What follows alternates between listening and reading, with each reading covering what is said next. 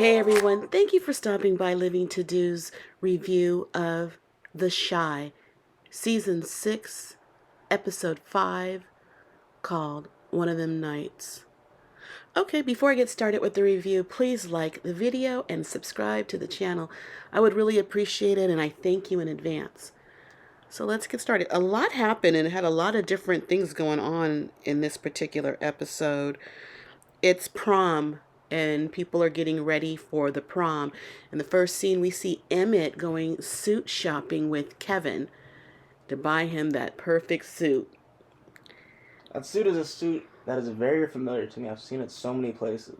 Really? Yeah, with that very similar pattern, if not the same. It was very gaudy to me, and he was too old for that young body, I thought.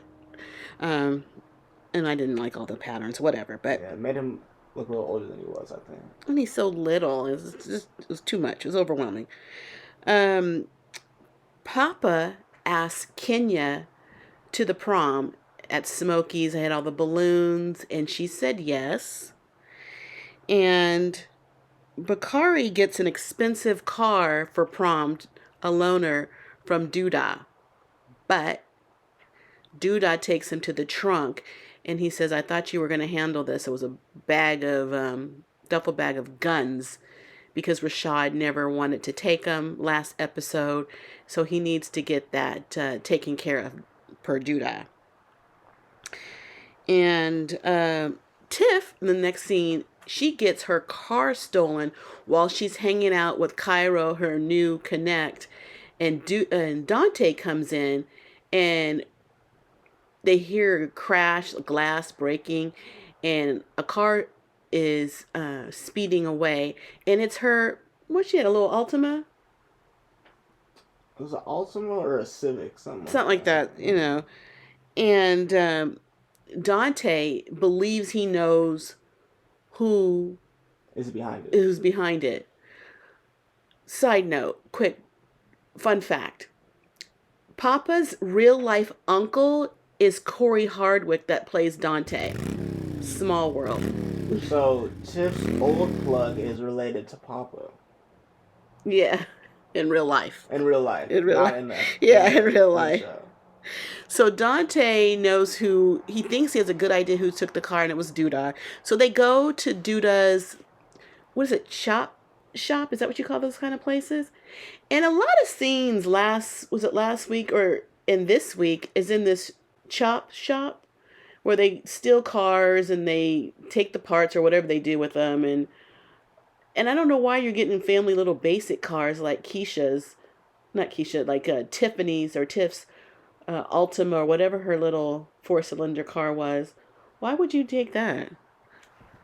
I think what was going on is Duda was still looking for a home for those weapons. Yeah. And he was thinking maybe he can use this to shake things up and get heat off of him. How so? Maybe one of those weapons was used to kill Q. That's what Duda's been stressed about. Yeah. And he thought he could just put this on someone that he knows, possibly. By stealing her car? Because he knows Emmett just bought her that car. Oh. And Duda knows that Tiff is going out with Q's nephew. So I think he's trying to do something. Yeah, oh, I see. Oh, maybe. It was so random. I don't know. We'll see. We hear that poor Keisha gets laid off at her job at the school because of budget cuts. And they factored in the fact that she was always late and leaving early. And they couldn't justify keeping an employee like that. And she was doing all that because of Emmett. She was helping Emmett out with the kids. And every time he needed something, of course, he goes to her, lean on her. And then I don't know why she just couldn't say no. I'm working. People got a job. You know, it's not an emergency. I can't just leave all the time. Maisha and Lene are getting ready for prom, and Lene's a little stressed, and she tells Maisha that her brother wants to meet Bakari before prom. And you know they're both street guys. I guess, is it Jamal? He's an ex-street guy, recently out of jail. So he knows what's really going on in the streets. Yeah, I guess she's nervous about that. Keisha gets home and she's telling Emmett that she got laid off, and she's feeling very overwhelmed, flustered. She's telling him, and he's going out living his best life and dressing up and doing this and that, and she lost her job, she believes, because of his need of her to do things for him. And she's like, I'm not going to be sitting around the house while you live your best life. And then she went to her mother's house, and her mother and her wife were arguing, and her mother said the same thing. She knew she was growing into her mother. And why her mother was saying that to Nina is because Nina has been texting and going out with her ex-fiance as friends. I don't know why that's allowed. That's just a recipe for disaster. You cut things off, you're not friends. And if you are friends, you're friends with your wife there, present. Because anything can happen. So Rashad, he's been looking for a job.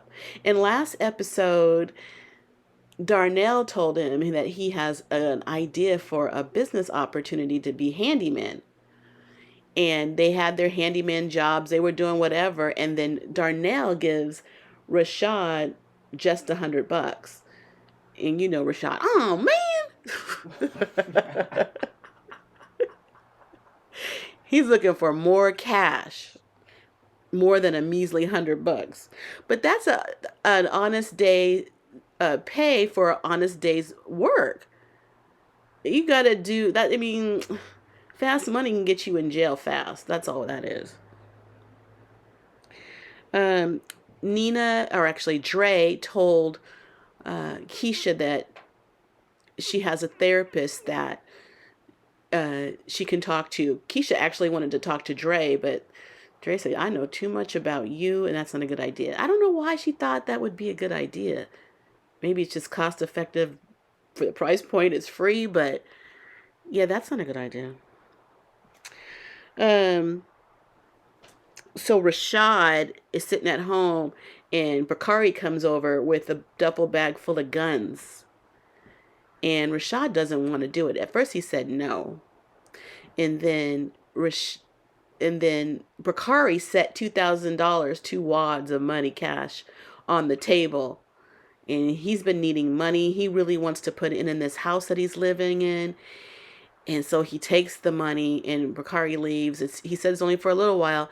And he stashes the guns in his house in the vent and puts a chair in front of the vent. I just hope the cops don't come raid that place. It's the first place they're looking. They're gonna look. Ugh. And I hope that Bakari's not being watched. Because if he's being watched, somebody could have followed him over there, see him take a big old bag, a duffel bag out, go in the house, and come out without it. They might have a search warrant, and they start searching. And the thing is, they're going to tear up stuff, tear up floors, and they're going to definitely tear up that vent.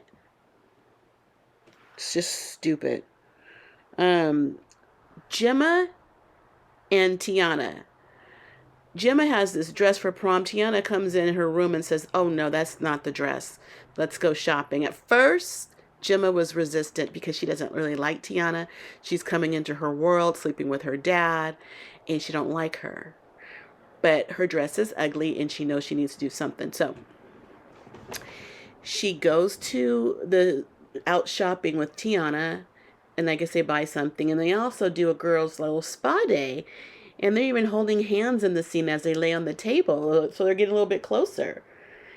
And Gemma reveals her dress that she just bought with her dad's girlfriend.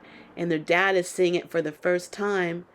And he's, oh, no, you're not wearing that. And he told her she looked like a whore. Get upstairs and change. I didn't think the dress was that bad. Yeah, I think her dad was just doing a little too much. Yeah, I thought it was an okay dress. It could have been a lot worse. Yeah, it sure could have. I didn't think it was. I thought he was doing too much with that. So Emmett, he drops his son off at Keisha's, and he noticed that the car that he just bought Keisha has the window smashed, and Keisha said it was stolen today. I found it with Dante. Dude, I had it. So Emmett goes to his garage. Yeah, where he's housing all these cars. Emmett's all saying it with his chest. Why you take Keisha's car? I just bought that car. Bought it from your broker. Why would you take her car? And he said something or other. Duda said something to Emmett. Emmett's all, F you. And Duda was walking away. He turns back around, walks up to him and said, what did you say? Emmett says, you heard me. So with the quickness, Duda puts a gun to his throat. I'm surprised he had the balls to say that when you saw him shoot a man for chewing gum too loud. I'm also surprised he didn't grab the gun and shoot Duda. Oh, somebody please get the nerve to do this.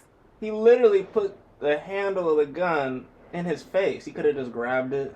Shoot. I wonder if he did shoot Duda, would somebody else shoot him in return?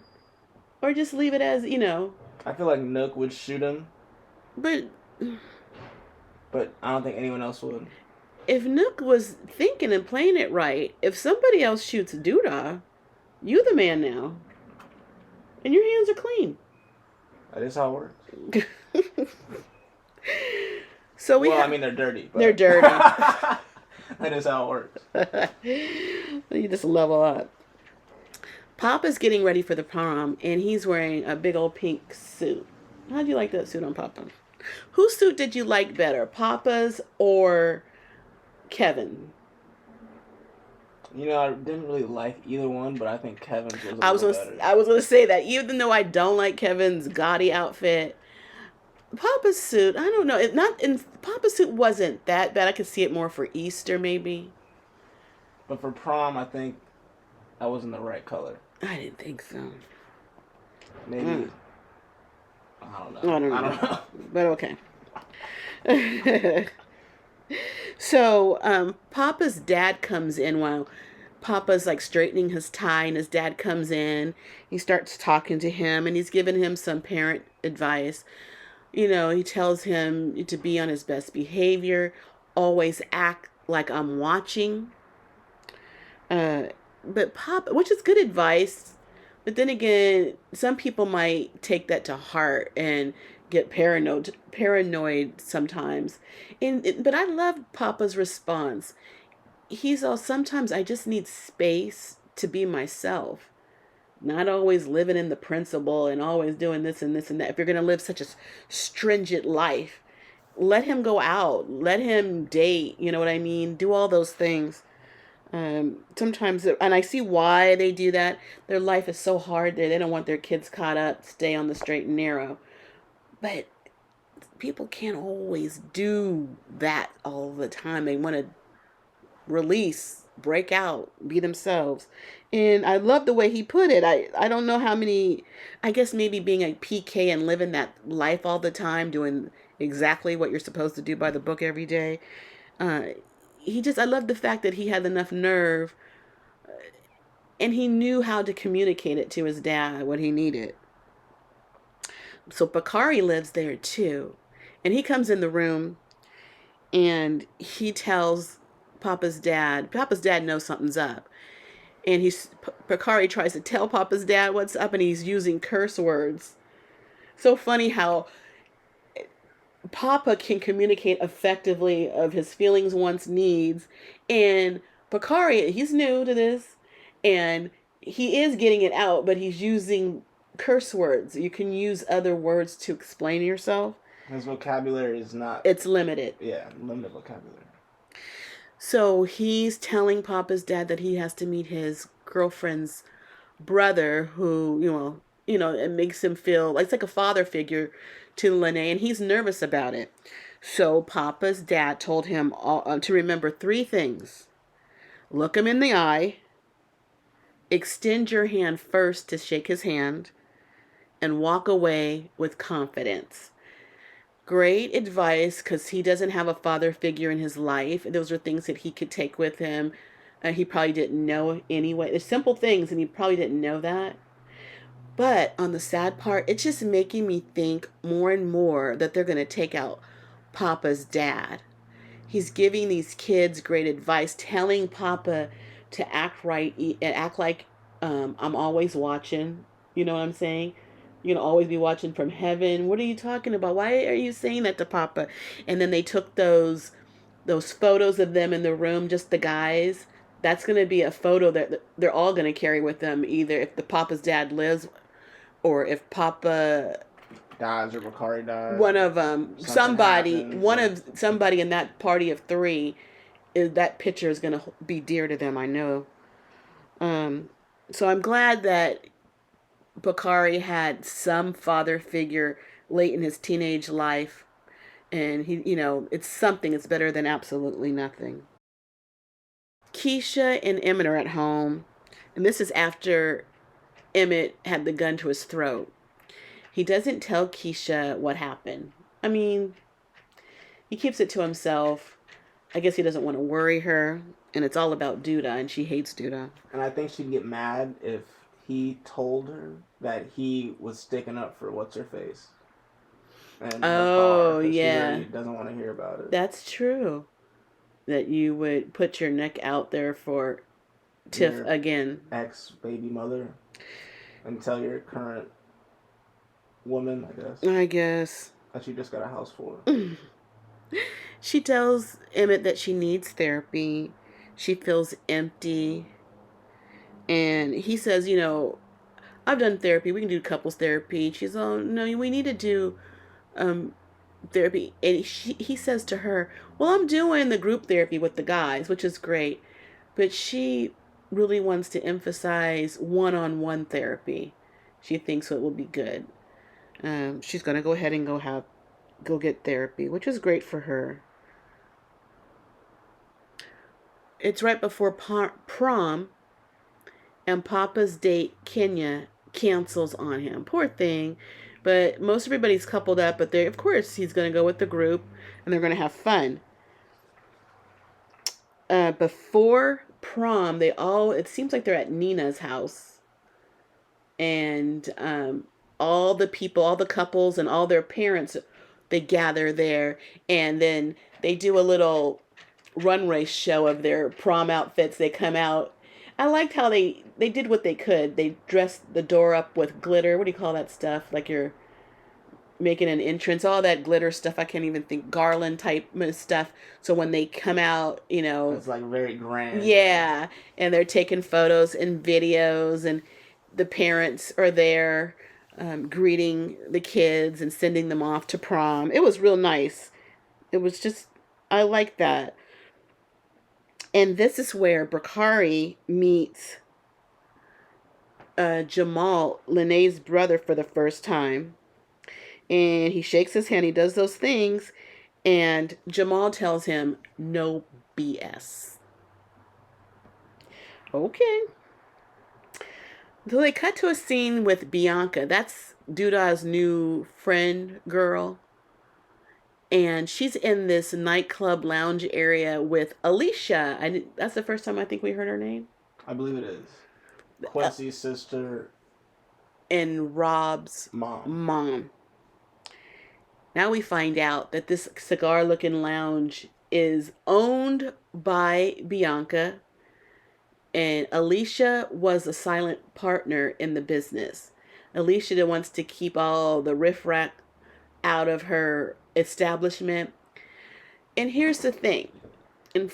This establishment apparently is behind a barbershop. The barbershop is the decoy for this establishment. If you want things on the up and up, why are you hiding? Seedy stuff is hidden like that, You got to go through this wall, in the kitchen, around the, if you're just a regular lounge where you want to welcome people, get your clientele up, repeat customers, we're not going behind a barbershop wall. That's seedy. And so Bianca and Alicia are talking. I don't know how close they are. I don't know what their real relationship is, but she knows that Bianca's hanging out with Duda. She doesn't want Duda in her place. And she brings up the fact that her brother was killed. Did she say that? Did she allude that Duda was the one who killed her brother? No, but her response was suspicious. I think she thought that her response was suspicious a little bit. Because, and then she wanted to leave, I think, and then she left. Well, because Bianca, as far as I know, she knew nothing about these killings. I don't know why why Alicia's asking her. Or it just seemed her apology was very insincere, I think. Yeah, like condolences. In fact, how many months has Q been dead? We don't know. Just a few months, right? Yeah. Bianca tells Alicia that Dudas only comes to the establishment after hours when it's closed. Isn't this the same place he killed that dude? For smacking? For smacking? Oh, Alicia, did you know he already killed somebody in your place of business? You don't even know that. And Alicia tells Bianca, you know you owe me a favor. But she didn't tell us, she didn't make it known to the watching audience what that favor was. We go back to prom, and prom king and prom queen is Jake and Maisha. So congratulations to them. Jake and Maisha? Yes. They were prom king and queen. Yeah. Oh. I don't think Gemma could be, or Kevin, because I think they go to different schools. Doesn't Kevin go to this? Kevin doesn't go to, not Kevin. Does Jake not go to that school anymore? I don't know. I think Gemma and Kevin were going to that. The private school. The private school. Yeah. And they were having a good time at prom. They were all dancing around to, is it called Who Wants Smoke? It was. Oh. Who Wants Smoke? And they were saying some lines in that song talking about killing and death and stuff. Yeah, and then they had a line talking about something Jake, and then Jake walks out. I gotta look at those lyrics on there. At prom, Kevin's talking to Jake, and he's telling them that he might be going to LA for gaming. The gaming people, they're sponsoring him to go to LA to live in some house, and they're sponsoring his tournaments and things like that. And so Kevin is thinking about it. And Jake said, don't stay in Chicago just because you're comfortable. Great advice from your young friend. Get out and see the world. If you were going away to school, that you're the same age that you could have gone away out of state to school. This is the same thing. See the world. You don't just sit here. Emmett earlier told him, don't go away. We won't be no real ones no more if you leave. It's like, if this is real, please send me somewhere else. Chicago is just so violent. It just seems like you would want and encourage these kids to do better for themselves. So after that, we have a little celebration at Victor's house because he's won his councilman's seat, and they're toasting him. His campaign manager is giving a toast, I should say. And then there's a knock at the door, and it's the real estate guy that sold Emmett and Keisha their home. Apparently, he is the fiance to the campaign manager guy. And he is introduced to Victor, and they were talking about, I guess his past and whatnot, his career, and he said how he was telling Victor to keep his home. This home is something you should keep. He just sold a home to Duda recently in the area. Duda, Victor's like, what? Oh yes, he sold me I sold my first home to him. He even loaned me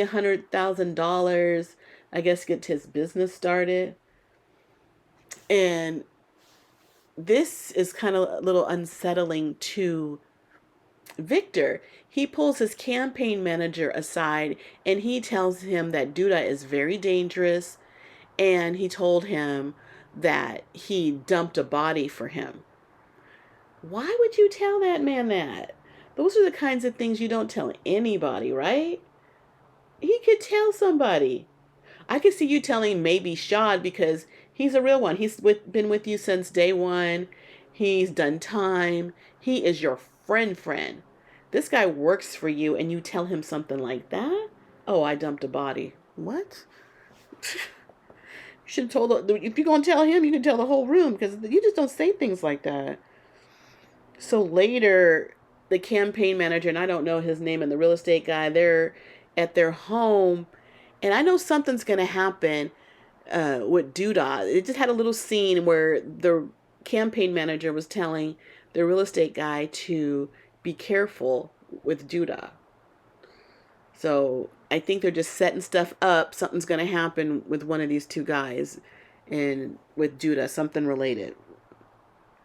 Duda has been in this season more than any other, I think. Yes. So somebody please kill him off.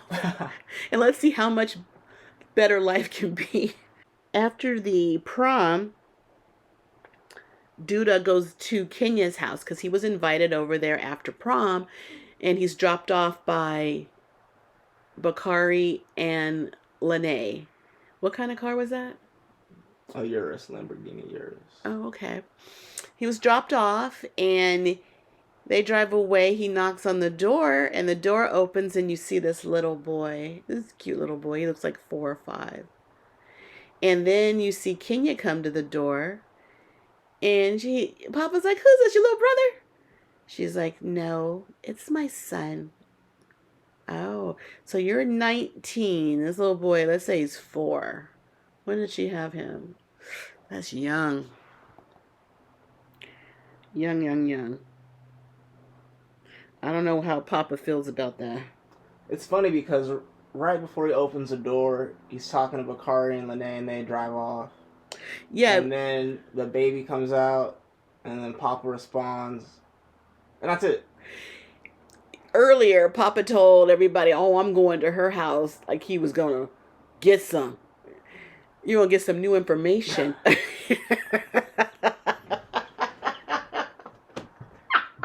You think he's going to handle some grown folk business? Being a father. Yeah, that's grown folk business. You better be careful what you say. Oh, my goodness. Okay. So after that, when Bakari and Lene drive away, I guess Bakari's feeling himself a little bit. This very powerful car. Has the music up, and he starts speeding. He puts his foot down in a Urus. I don't think he realizes how fast he's going. And quite honestly, does Bakari even have a license? I doubt it. He's a street kid. Where'd you get a license from? So the cops pull him over. And I don't understand this. They pull him over and they take him to the police station. Now, that's one reason to take him to the police station. If he's no ID, he probably doesn't even have ID. And he doesn't probably... No license. And this expensive car... It's not your car. Who was that car registered? Because he said, like always, standard license and registration. Who is it registered to? Nina and Dre come to the police station to pick up Lene out of her prom dress. What a night, girl. And then Jamal comes to see about Lene too, hugs on her. And Papa's dad comes to pick up Bakari.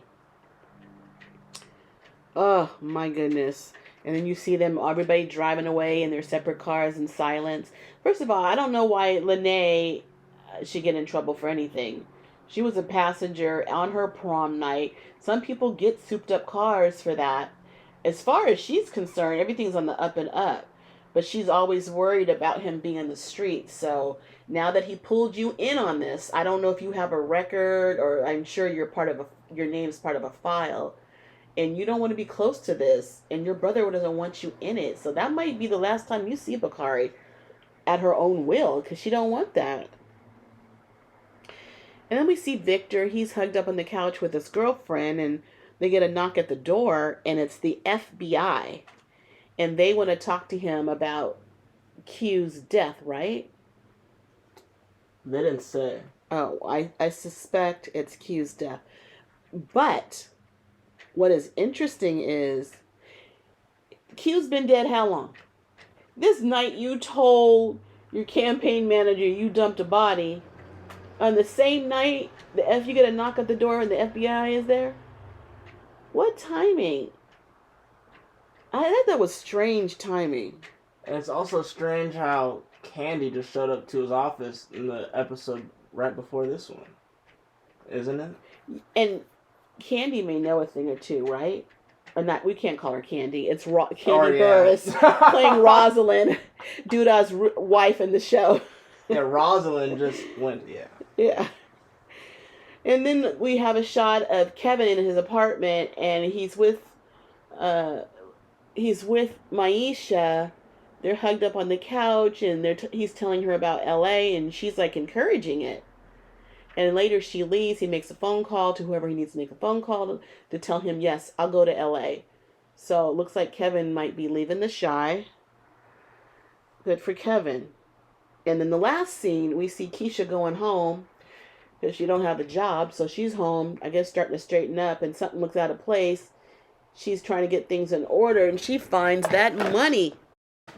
She finds the money that Emmett hid in an ottoman. In the middle of the house. In the middle of the house. In the reach of the children. Right. You could have people coming over that somebody could have found that. Oh, goodness. So Keisha asks, what the hell is this? And you just got that dumb, goofy look that Emmett gives. And that's how the episode ended. There was a lot of packed things in there. I thought it seemed like I was going to get way more drama. I was expecting someone to be shot and killed in this episode. A lot of little things are happening. I guess they're building up because I think there's 3 more episodes before the winter. What is that called? Mid-season finale. The mid-season finale, yeah. So I thought I would see more. It seemed a lot of tense. I could feel it in the music and everything. I thought something more was going to happen. But it's so much is set up. So for the next 3 episodes, I'm sure a lot of things are going to unfold. So it looks to me as if when they're ending these episodes or big things are going on, it's all centered around Duda. Yes. I'm telling you, kill Duda, and then Emmett and Keisha can keep that money. Because That'd Nook... be the best way to end it. That would be the best way to end it. They can move to California or buy a place of their own. Go live with Kevin or near Kevin. Near Kevin. And Nook gave Emmett that money. If Duda dies, Keisha can keep that money, and Nook shouldn't come after the money because that could be, I'm sorry to Keisha, because he had said in one of the earlier episodes that he was sorry that he never picked her up that night. That was the night she was kidnapped, sexually assaulted, and, had a baby because of it. And all of it wouldn't have happened if he just pulled up and picked her up. Why would Keisha be going out with somebody like Nook, first off? But I could see Duda being killed, Nook not collecting the money, and those two could just have it. That's interesting. That's what I hope happens. Who knows? There's so much going on that there's so many possibilities that the season could end with. We're just going to have to wait and see. The way they're setting up Papa's father with all these heartfelt sayings and memorable things that the man said to the boys, I just feel it's him. He's going to die, and the boys are going to live on with the words from Papa's father. Those,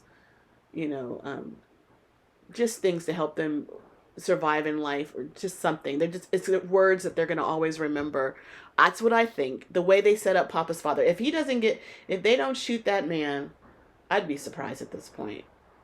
They're just setting it up that way. Or maybe they're just making us, follow that line of thinking and then kill somebody else totally random. He's a good man. They should leave him alone. Or maybe the big speaker is going to be the killer after he's teaching all the lessons. What do you mean? Papa's father. He's telling all these boys, don't sin, all this and that. Maybe he's going to have to kill Doodah to save Bakari or Papa. Maybe. You never know. And then go to jail. Things. I know. There's so many things that could happen. Well, I just want Doodah to be the target. That's it. Okay, so any other things that you want to say about this particular episode? I think that is it for me. Okay. Well, we thank you for staying with us to the end. Please like the video and subscribe to the channel. We would really appreciate it, and we thank you in advance. But we gotta go, 'cause why? We got living to do. Bye.